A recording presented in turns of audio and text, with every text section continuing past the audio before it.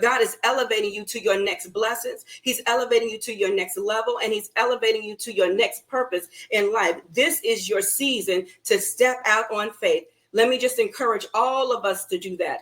This is your season to step out on faith, because there are some things that God has been asking you to step out on faith, because we've been praying, we've been seeking, we've been knocking, we've been doing Matthew 7:7-8. Read that scripture. Matthew chapter 7, verse 7-8. When we ask and it shall be given, seek and you shall find, knock and the door shall be open. We've been asking, seeking, and knocking for God to do some things. And God says, you've been asking for this blessing. You've been asking for this breakthrough. I need you to step out on faith.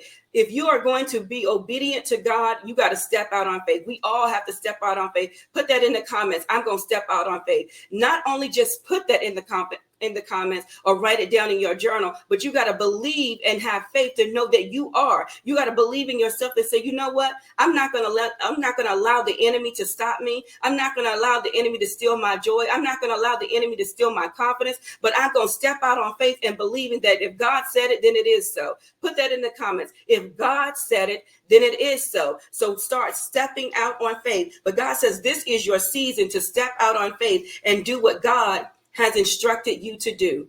Do what God has instructed you to do. One of my favorite scriptures, and I don't have it right here in this book, that just came into my mind, that God brought it back to my remembrance, is Isaiah 1:19. And it says, if you are willing and obedient, you shall eat the good of the land. We have to have a willing heart. We got to be obedient. If you are willing and obedient, you shall eat the good of the land.